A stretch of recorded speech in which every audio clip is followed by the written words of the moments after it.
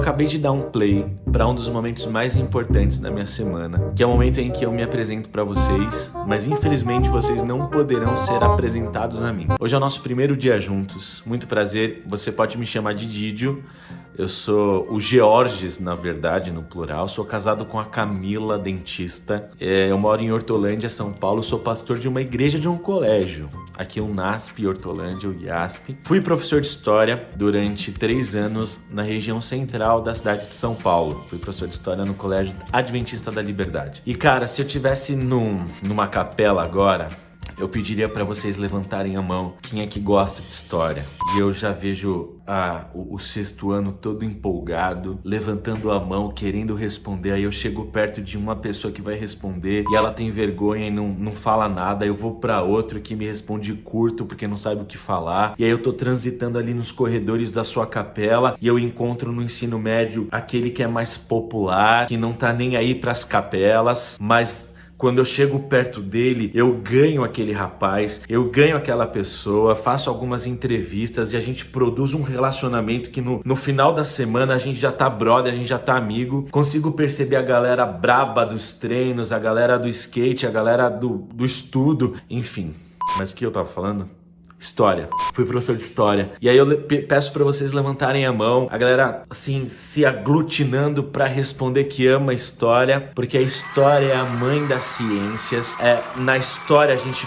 Na verdade, pessoal, a História está diante de nós. Ela não está atrás.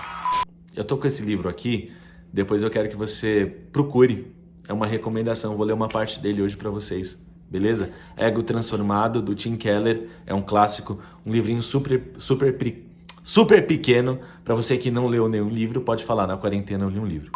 Mas presta atenção, a gente tá na capela, tô fazendo ali um movimento para falar como a história é legal, porque a história está diante de nós, ela não está atrás.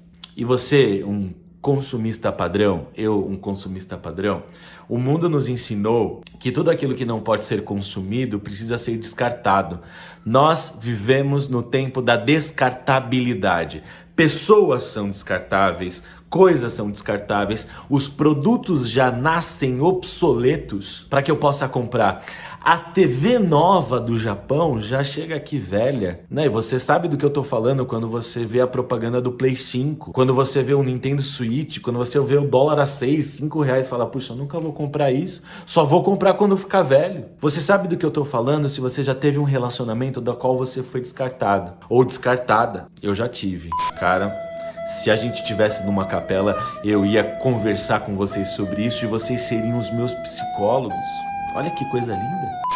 Mas a história, apesar de não poder ser consumida, ela nos proporciona reflexões para que a gente produza uma sociedade mais saudável. Ela proporciona um mergulho sobre quem a gente é. Sexto ano, isso aqui não é difícil para você. Sexto ano, olha para mim. Olha para mim agora, sétimo ano. Pessoal aí mais novo que tá chegando no maravilhoso mundo do ensino fundamental, no ciclo básico 1, dos qual você anota tudo que o professor fala, você pergunta se é para escrever a caneta ou de lápis, você levanta a mão para ir no banheiro, você respeita o seu professor, a sua professora, você ama fazer maquetes, enfim. Você já se perguntou o porquê ou o que você vai ser quando crescer. Eu já tinha me perguntado isso na quinta série, que hoje é o sexto ano. E eu pensava, puxa, se eu for pro exército, acho que eu vou querer ir na aeronáutica, pilotar os helicópteros e os aviões, enfim. E na marinha eu não gosto muito. Eu ficava pensando no que eu ia ser. Mas depois que eu cresci, eu comecei a perguntar, o que foi que eu deixei de ser quando eu cresci? É profundo isso, né? Eu poderia ter citado isso de algum filósofo, de algum livro de história, mas eu vi isso pichado no muro. Não tô aqui fazendo apologia ao piche, tá? Tava lá, era uma frase. O que você deixou de ser quando cresceu? Achei isso forte, porque na história e na sociologia, Max Weber, ele diz assim, nós vivemos hoje num mundo desencantado. Nós não olhamos mais para o mundo com as lentes sobrenaturais. Não existe uma tradição que dê conta de explicar para a gente o porquê das coisas. Existem perguntas que a vida nos faz que a gente não consegue responder. E, cara, presta atenção. Ali, ó, o Márcio, o Bruno, Ou Amanda, não sei, nomes genéricos que o Deus nos inspirou para que você me ouvisse agora. Presta atenção. A vida vai te fazer perguntas que você tem que estar pronto ou você tem que estar pronta para responder. Ou pelo menos ter refletido sobre essas perguntas antes. Quem foi que te plantou nesse mundo? Para que você está aqui? E quando nós atravessamos esse momento da história do secularismo, onde a gente não enxerga mais as coisas pela lente do sobrenatural, existem perguntas que não são respondidas, produzindo um vácuo de existência. Não sei se você consegue me entender, mas olha o que a Madonna, você conhece a Madonna, né? Ela não faz mais parte de um tempo histórico. Ela alcançou um momento ou uma fama, uma popularidade que atravessa os tempos. Assim como Elvis, o Michael Jackson, entre outros. Ela diz assim, para a revista Vogue, numa entrevista na página 24 desse livro: o que me impulsiona na vida é o medo de ser medíocre. A Madonna. Mas se a Madonna tem esse medo, imagina eu.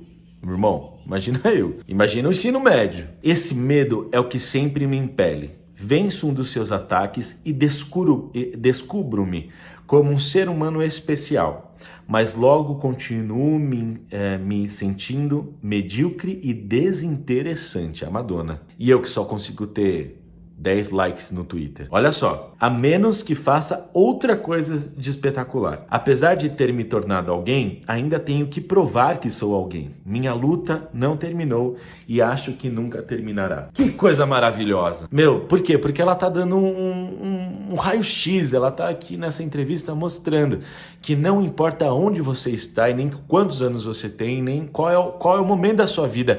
A gente vai conversar sobre isso. O livro de Eclesiastes, para você que é crente, para você que não é um dos livros que traz uma leitura mais honesta sobre o mundo que eu e você vivemos, apesar de ter sido escrito há muito tempo atrás. Diz que as coisas são como um vapor. De uma tradução mais próxima do original, lá ali do hebraico, ele diz assim, que não há nada de novo debaixo do sol, ou as coisas que estão debaixo do sol são como a vida de Abel. E para você que tem algum tipo de história ou de intimidade com o texto bíblico ou com uma tradição religiosa, Abel foi o cara que não, na tradição ali do Gênesis, ele não teve filhos, a vida dele foi como um sopro, ele existiu e morreu. E ele fala assim, cara, as coisas aqui debaixo do sol são assim, a vida passa rápido e as coisas são como um vapor. Puxa, eu tenho 30 anos, Didio. Eu tenho 30 anos, cara. Eu não imaginei que eu ia chegar aos 30 anos. E eu fico pensando, eu casei, eu tenho provas disso. Aqui, ó, tudo bem, eu podia ter comprado sem ter esposa, mas eu tenho fotos. Amanhã eu mostro algumas. Mas enfim, a vida passa muito rápido. Outro filósofo diz assim,